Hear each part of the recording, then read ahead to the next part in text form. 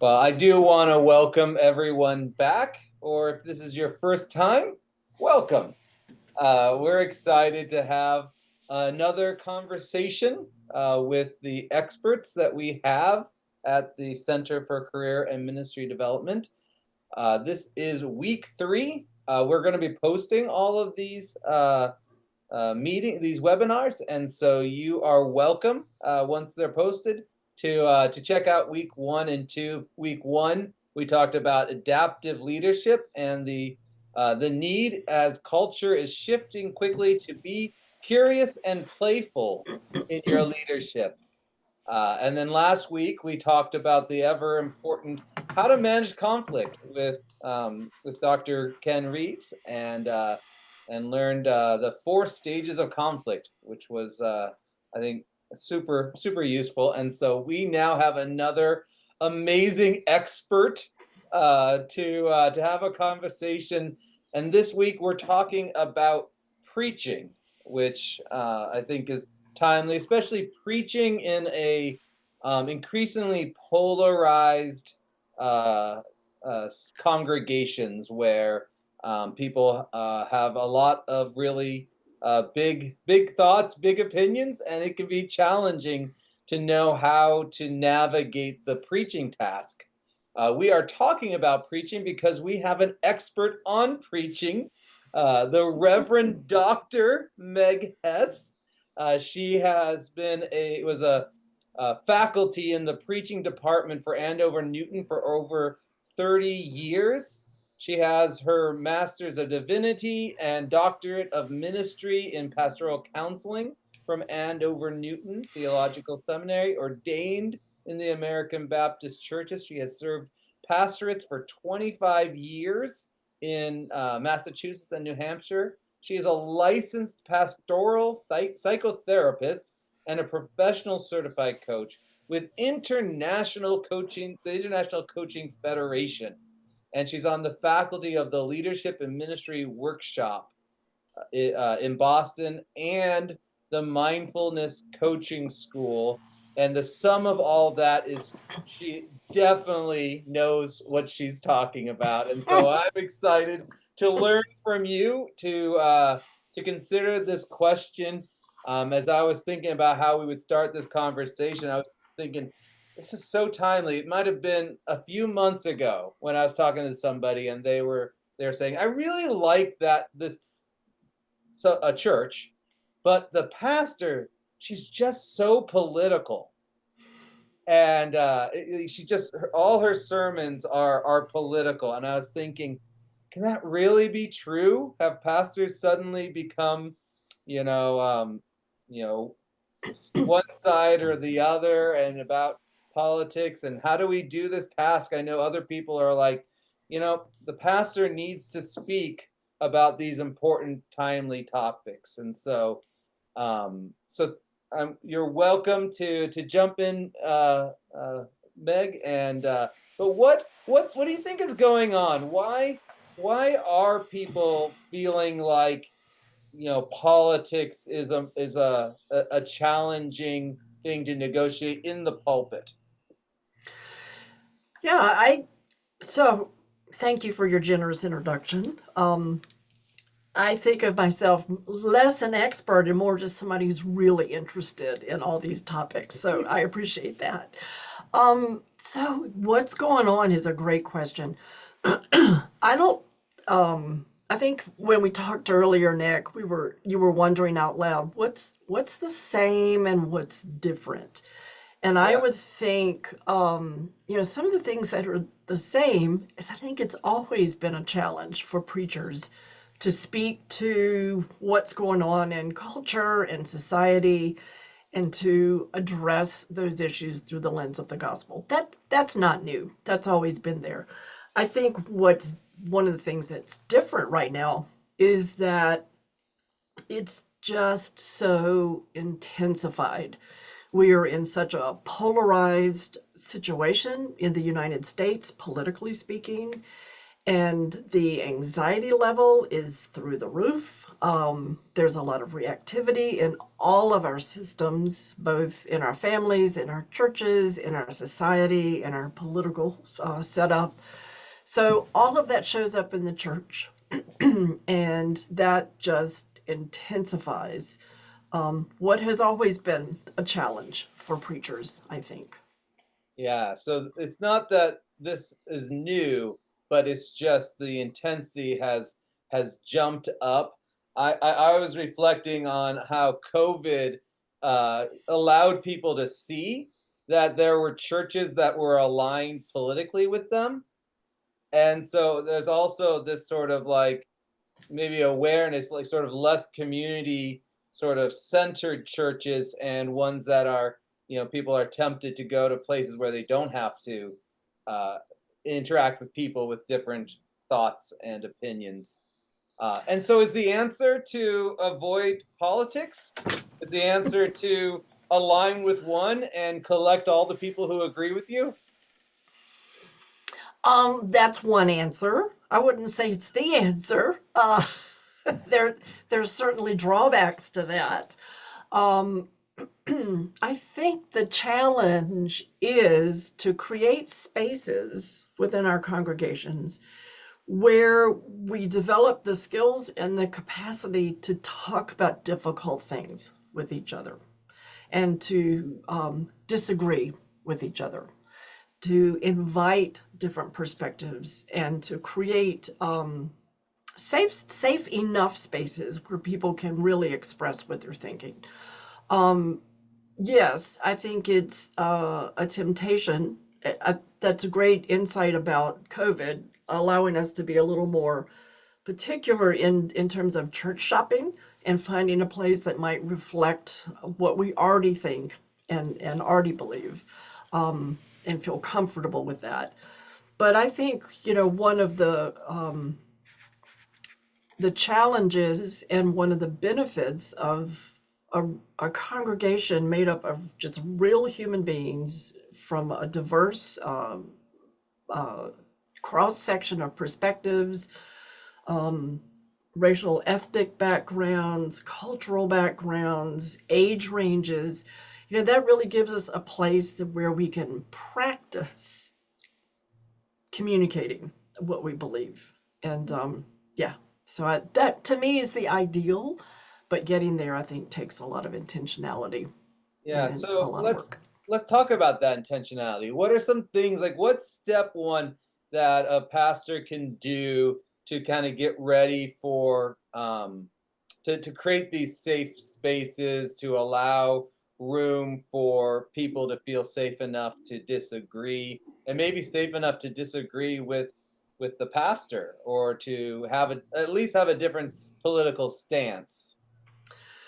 Yeah, that's a great research project. I think that's a big project. How do you build capacity in a community of faith? And I would say to build maturity, because I really do think that we're talking about emotional maturity, that people can learn how to dialogue thoughtfully, to really listen, developing those listening skills. Um, Most of us don't know how to listen very well. Rather than listening, we're thinking about, ooh, what we're going to say next and what our response will be. So in teaching people those basic communication skills, basic listening skills, and you might think of it as the skills for civil discourse, which we're not seeing a lot of that in our society right now. What would you say? What are the rules for civil discourse? If you had to give like the top three ways in which a pastor can model the rules for civil discourse, what would That's they yeah, yeah. I would say, Nick, that would start with respect.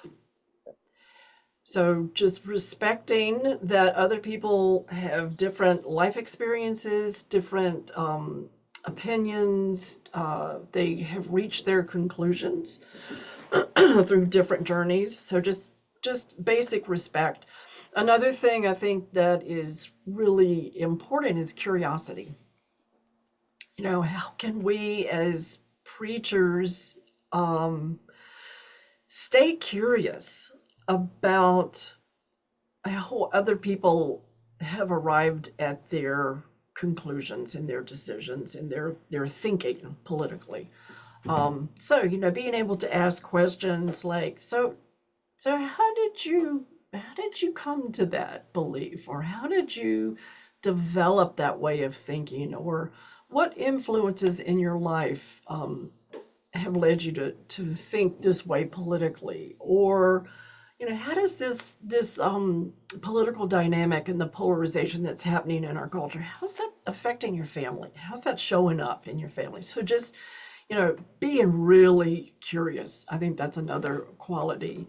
I think it also can help to, and this helps in a lot of sort of across the board in congregational life, is having some shared guidelines to what it looks like to have a civil conversation.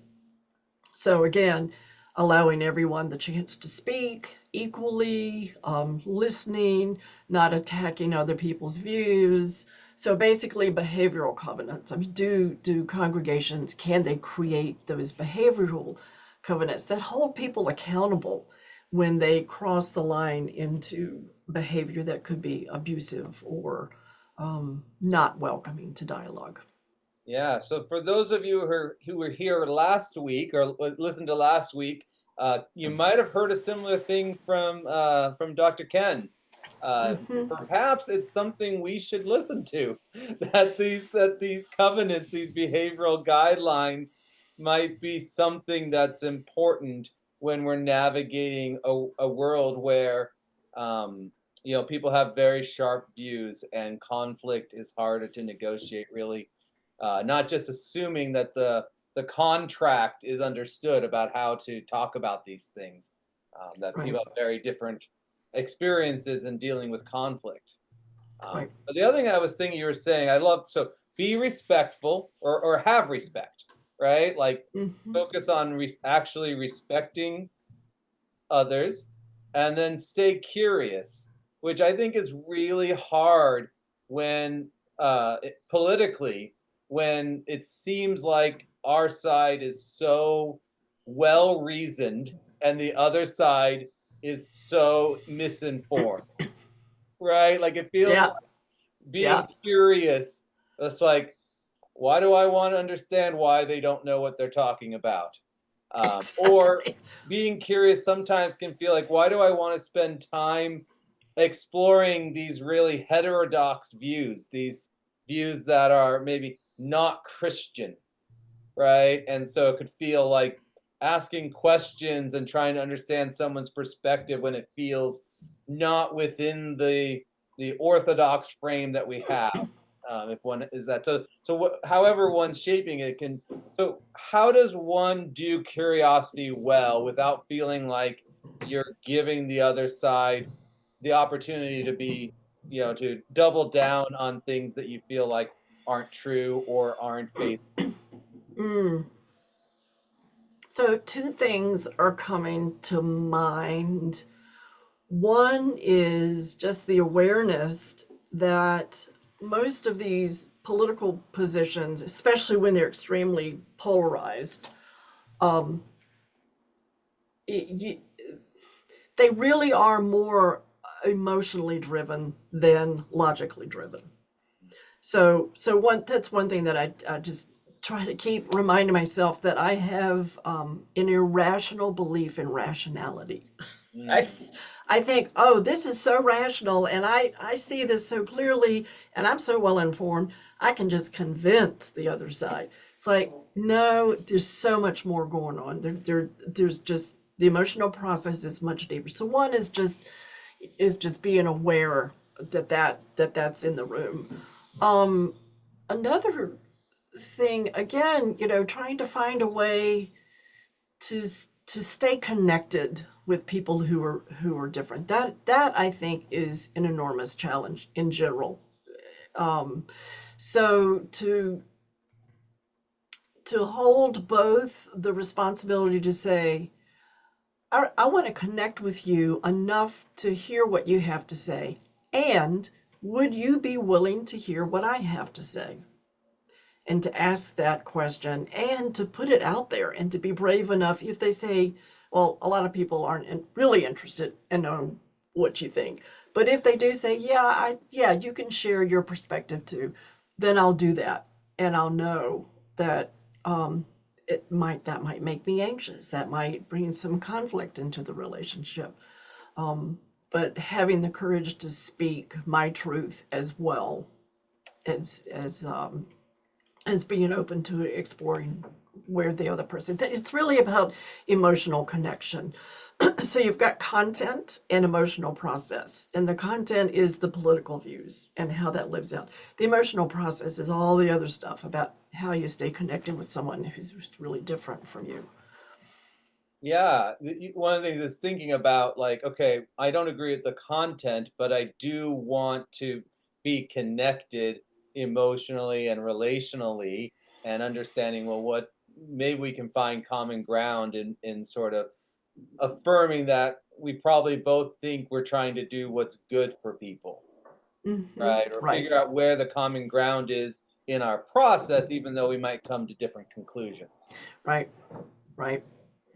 And we might, and again, I think nonviolent communication is something that helps me to think about this. That we all have very similar needs, but we might have different strategies for meeting those needs. And that's something else I try to keep in mind. So, for example, we all have the need to feel safe. Some people might think that the way to feel safe, their strategy, is to have lots of guns. Other people might think to feel safe, their strategy for that is to get rid of all the guns and to not have any guns anywhere.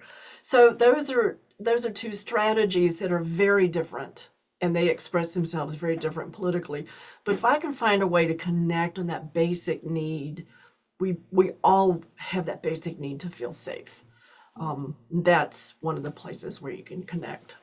Yeah. Now, would that go into preaching? Like, is the goal when we're talking about, the preaching task partly to connect where the congregation might intersect? So, everybody wants to feel safe, and so, speak to that. Like, how would you preach in a setting where there are some people with very strong views one way, some people very strong another way, and then you have your own, what you feel like God, or what you have think is needed to be said from the front. How do you go navigating figuring that out? That is a really big question. Okay, so many layers to that. Um, oh gosh. Part of it comes back to what what is your theology of preaching? I think that's one element of thinking about that. And I'm I'm a Baptist. So the Baptist tradition, as I understand it, is that the fundamental one of our several fundamental principles is freedom of the pulpit, and that is that the preacher is given really the invitation and the permission from the congregation to preach in a way that is honest and authentic and faithful to their understanding, which Okay. is another Baptist principle that each person has the right and the responsibility to be clear about what their theology is and to express that. Um, so, if that's your theology of preaching, then there is space in that for you to share your own opinion and for you to preach in a way that others might say, oh, that's way too political. So, but you might say, no, my theology of preaching is that, as a follower of Jesus, he was very political. He constantly addressed the challenges and the conflicts with the powers and principalities of Rome. And So that feels authentic, that feels clear that what I'm called to do is to speak truth to power, all of those things. Um, so I think that's one thing that comes to mind. Also, just being aware though that there is it preaching can be kind of one-sided in that you are I do think preaching is deeply relational, but in that 10 or 20 minutes or 45 for some people, depending on your your context, it is kind of one-sided. You're up there, and so there is a privilege and a responsibility that comes with that. So thinking about how you might invite the congregation to think together with you about challenging issues, Yeah. or to share your process. This is how I've gotten to the place where I have arrived in terms of my political commitments or my interpretation of my role as a faithful Christian in the society. Um, so to bring those elements of dialogue, connection, relationship into the actual preaching act in terms of how you construct your sermon. I just think Yeah. that also is really important. That's an interesting point that we don't. I'm not sure. I think a lot about the fact that because it's a one-way conversation and one in which I have some authority, like it might intensify the political pieces. So I may be trying to be fairly generous, but because someone has to sit and listen to me, it can feel like it kind of salts the politicalness so that that flavor comes out more strongly, even though Yeah, I'm trying to be. And so you're suggesting thinking about both that that's true, but also are there ways in which you can turn it into more a dialogue? So to just name, well, this is where I'm at, which gives hmm them permission to not yet be there, but also it, you permission to speak your truth. right, exactly. Yeah, there's a woman named Marianne Garden who is Danish. She's a Danish bishop, and she wrote a book a few years ago called The Third Room of Preaching. And she did research on how people listen to sermons and to what they hear. And she interviewed listeners and would ask them about the sermon, what they heard that morning, and they would always start with whether they liked the preacher or not. There was there was something about that personal connection that was Yeah. really that just across the board. And then, of course, people might say, oh, well, when she said blah, blah, blah, or when he said blah, blah, blah. And that'll be something that was never said in the sermon. But it was something that I'm sure you've had this experience where people said, I loved it when you said blah, blah, blah. It's like, I never said Yeah, that. and as long as it was a good thing, I'm like, awesome. I'm glad you got Yeah, that. And every so yeah. often, like, I didn't say that. But Marianne Garden, her the way she described it, I found this so helpful. She says that her understanding of preaching, really her theology of preaching, is that sermons are co-constructed in what she calls the third room of preaching.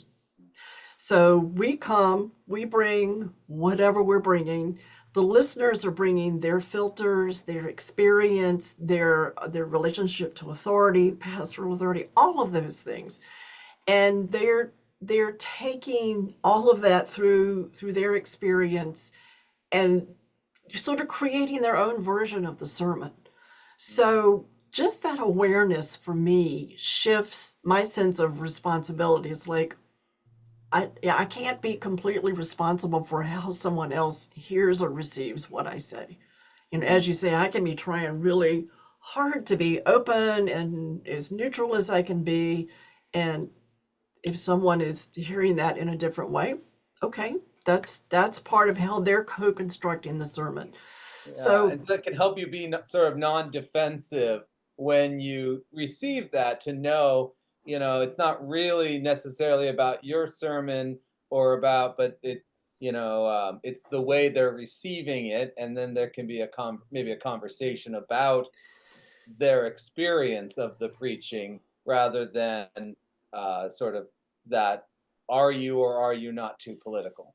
Right, exactly. And I think that's something, if you were just sort of one shot preaching, you're coming in as a guest preacher or you're tuning into somebody on YouTube, the opportunity for that ongoing dialogue is not there. So Correct. I think that's something that pastors and congregations can work on. Can you create sermon feedback sessions or places where people come together to read the lectionary together as the sermon's being created, but to really flesh out that sense of collaboration and communication and connection around the preaching task.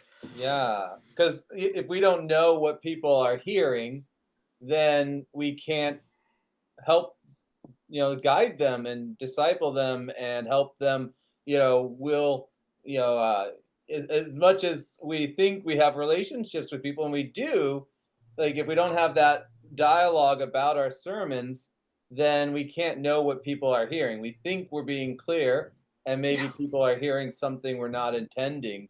And also, we don't have that relationship where we can follow up and make sure to have that dialogue. Yeah. Yeah. Um, I think something I was thinking about with that stay curious about just the way we engage with people, right? About their beliefs may also help us know wh- how people might hear what we say, right? That if we're not listening actively to different people, different sides, different perspectives, then we can't know as we're talking what they'll hear. But if we have that insight into sort of the process for people, then we could possibly bring that awareness into sermon construction. Yeah, absolutely. Right, and that becomes part of the preacher's preparation process, which is imagining your congregation, imagining who's going to be there, and how they might hear or receive what you offer. And so the dialogue starts there. Um, So, what about we've been talking a lot, I think, about too political. What about preachers that are that really don't feel like they want to bring politics in, and so they're very cautious about saying anything that could be felt as political, and so then they get um, people are concerned that they don't speak to the real things, that they're enabling an administration or not dealing with the sin of the nation, or however it might, depending on which side of the aisles your people mm, come from. How might you advise them to approach this moment when some people are asking for more political sermons? good. Yeah. I So that's the place where I would bring my curiosity to the preacher and explore with them what's that about? What is it about? And really try to unpack and tease that out. Um, I hear a lot of uh, pastors say that one of the things they struggle a lot with in ministry is being a people pleaser. That's a theme that I hear a lot. And again, it's a matter of degree. Um, the reality is these people are paying your salary, and that's a reality. If you say something really controversial, it could cost you your job. So that's in the water. That's an extreme example. But so I would really want to explore with the preacher, what is it that you are anxious about? I like to invite preachers to do what I call a research project on their own anxiety. Mm, We all have, anxiety is basically a response to a threat, and the threat can be real, the threat can be imagined. And we all have different ways. There's the fight, flight. Um, I like to call these the F words. There's fight, flight, freeze, flock, which is the herding mechanism, groupthink, going along with everybody else. Um, Fixing, trying to take care of and fix everything. There are several others, but one of the anxiety responses is fawning. Mm. And Say fawning more is, about that. Yeah, because yeah, I've heard fawning. about that, and I thought that's people don't think of fawning. So tell me about that. Yeah, fawning is you're sort of reading the room, and it again, it's a strategy for safety. And depending on your background, your family of origin story, if you've experienced trauma, I mean, there are all kinds of reasons that can sort of create that context where fawning is a response that keeps you safe. And basically, it's, sort of going along with what you think the person in power wants to hear. It's difficulties saying no, it's difficulties setting boundaries, it's difficulties really standing up for yourself. Um, it's that it's when you get caught up in that need to think I've got to make everybody happy, and that's sort of the fawning response. And so I'd just be curious with preachers, is that operative? For some, that is just not a part of their MO. Others, they really struggle with that. They're in the pulpit, and they're sort of, maybe it's not fully conscious, but they're scanning for responses. And if somebody gets up and walks out during your sermon, that can trigger your anxiety. It's like, oh, I've displeased someone, and all of the responses that can come with that. So I really like to explore with the preachers, what is it that helps you speak your truth, knowing that you may have to tolerate the displeasure of others. How can you tell the difference between like fawning in your sermon versus like we might say, well, we're trying to meet the congregation where they're at, or we want to speak to what's going on in the congregation, or we don't want to make it about us. So, how would we know the difference between fawning and just being conscious of who's in the room? Yeah, that is a nuanced question, and I'm not sure if I have a really clear answer other than to say just keep asking the question. And I think if I think one of the hallmarks of really good self-differentiated leadership is that you really know yourself. You know yourself, you know your reactivity, you know where you get triggered, you know where you get hooked, um, and you're always, really taking responsibility for yourself and your responses. So to keep asking yourself that question, where does it feel like I'm crossing that line into I am censoring myself. I'm not Mm. saying something that I would say otherwise because I'm afraid of annoying people or angering people, or fill in the blank. Um, and where is it that I feel like I can just speak the truth and claim that, knowing that it may not be well received, and Mm. that I'm gonna feel anxious and reactive, and I have to manage myself when I'm doing that. So again, I think the answer is probably different for every preacher, but to have that process where they're checking in with themselves about their own answer of when they've crossed the line into Yeah. fawning. That sounds like a super important tip, sort of that self-awareness. Like, how do you preach in a politicized culture, right? Is just knowing yourself, knowing when you are being triggered, knowing when you're having responses when you feel like, and have that so you're not bringing anxiety into the pulpit. Like it may not, we might have to experiment and not know exactly the right balance of politics or not politics is, but what you're saying is before you can get there, you have to say, you know, what am I bringing to this that isn't about that as much as it's about me? Yeah, exactly. And one of the things that we talk about a lot in the leadership and ministry workshops that I'm a part of, we use Bowen family systems theory as a theory of practice for ministry, and use that as a lens to look at And if you could leadership. summarize Bowen family systems in in a sentence, what would it be?